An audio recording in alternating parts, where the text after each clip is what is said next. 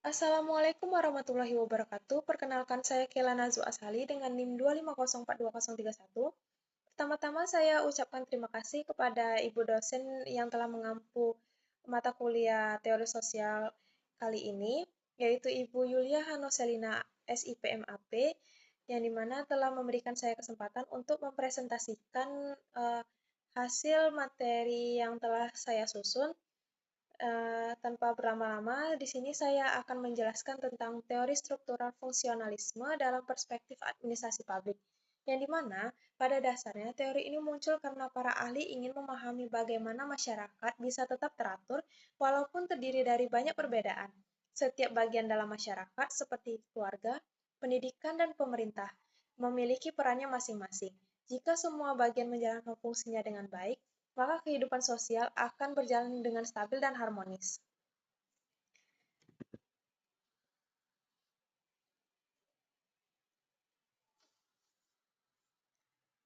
Selanjutnya masuk ke tokoh utama, yang dimana uh, terdiri dari Auguste Comte, Herbert Spencer, Talcott Person, dan Robert Camerton. Di mana Auguste Comte dikenal sebagai pelopor sosiologi yang memiliki masyarakat sebagai suatu sistem. Herbert Spencer mengibaratkan masyarakat seperti tubuh manusia.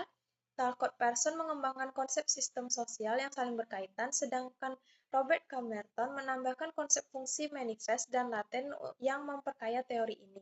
Tokoh-tokoh ini mengembangkan pemikiran tentang bagaimana masyarakat bekerja sebagai satu kesatuan sistem yang saling terhubung. Selanjutnya ada pengertian teori, yang dimana teori struktural fungsionalisme memandang masyarakat sebagai suatu sistem yang besar terdiri dari bagian-bagian kecil. Setiap bagian memiliki fungsi tertentu yang saling mendukung. Tujuan utama dari fungsi tersebut adalah menjaga keseimbangan sosial agar tidak terjadi kekacauan dalam masyarakat.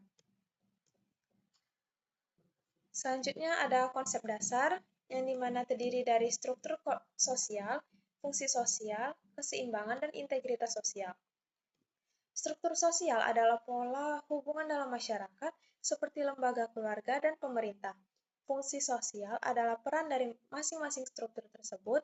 Keseimbangan berarti kondisi stabil dalam masyarakat, sedangkan integritas sosial menunjukkan adanya kerjasama antar bagian sehingga sistem tetap berjalan dengan baik.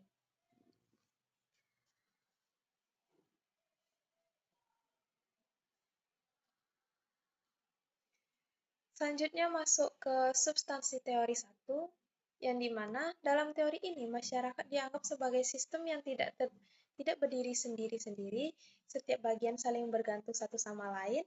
Jika satu bagian terganggu, maka bagian lain juga akan terpengaruh. Perubahan sosial dalam teori ini biasanya berlangsung perlahan agar tidak merusak keseimbangan yang sudah ada. Selanjutnya masuk substansi teori 2, yang dimana fungsi manifest adalah fungsi yang terlihat dan memang direncanakan seperti sekolah untuk memberikan pendidikan. Sedangkan fungsi laten adalah fungsi yang tidak direncanakan tetapi tetap ada, seperti membentuk kedisiplinan atau memperluas pergaulan. Kedua fungsi ini penting untuk memahami peran suatu lembaga secara lebih mendalam. Selanjutnya masuk ke substansi teori 3, yang dimana terdiri dari disfungsi, yaitu bagian yang tidak berfungsi dengan baik dan dapat mengganggu keseimbangan sistem. Yang dimana disfungsi terjadi ketika suatu bagian dalam sistem tidak menjalankan perannya dengan baik. Misalnya, birokrasi yang lambat atau korupsi dalam pemerintahan. Hal ini dapat mengganggu keseimbangan sistem secara keseluruhan dan menyebabkan ketidakstabilan dalam masyarakat. Selanjutnya, ada keunggulan teori, yang dimana keunggulan teori ini adalah kemampuannya menjelaskan bagaimana masyarakat tetap teratur. Teori ini juga mudah dipahami karena menggunakan pendekatan sistem. Dalam administrasi publik, teori ini sangat membantu untuk menganalisis bagaimana organisasi pemerintah bekerja secara terstruktur dan terkoordinasi. Selanjutnya ada kelemahan teori, yang dimana walaupun memiliki banyak kelebihan, teori ini juga memiliki kelemahan. Salah satunya adalah suatu penekanan stabilitas sehingga sering mengabaikan konflik yang sebenarnya terjadi dalam masyarakat. Selain itu, teori ini kurang mampu menjelaskan perubahan sosial yang cepat dan cenderung untuk mempertahankan kondisi yang sudah ada. Selanjutnya masuk ke dalam implementasi dalam administrasi publik yang pertama, yaitu di sini terdiri dari pemerintah sebagai sistem, setiap lembaga memiliki fungsi dan koordinasi antar lembaga penting. Dalam administrasi publik, pemerintahan dapat dilihat sebagai suatu sistem yang besar yang terdiri dari berbagai lembaga. Setiap lembaga memiliki tugas dan fungsi masing-masing. Agar sistem berjalan dengan baik, diperlukan koordinasi yang efektif antar lembaga tersebut. Selanjutnya masuk ke dalam implementasi dalam administrasi publik.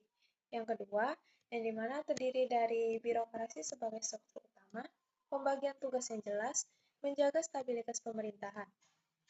Birokrasi itu tersendiri merupakan struktur penting dalam pemerintahan. Dengan adanya pembagian tugas yang jelas, setiap pegawai mengetahui perannya masing-masing. Hal ini membantu menjaga stabilitas dan efisiensi dalam penyelenggaraan pemerintahan.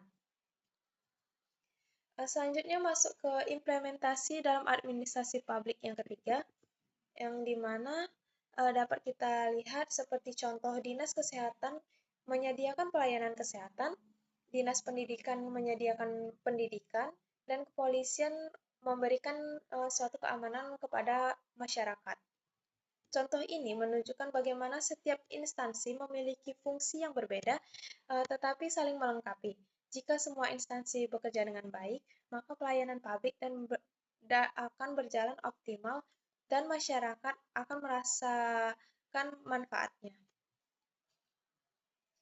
Selanjutnya terdapat analisis kritis yang dimana sistem bisa tidak seimbang, disfungsi dapat terjadi, dan perlu inovasi dalam birokrasi.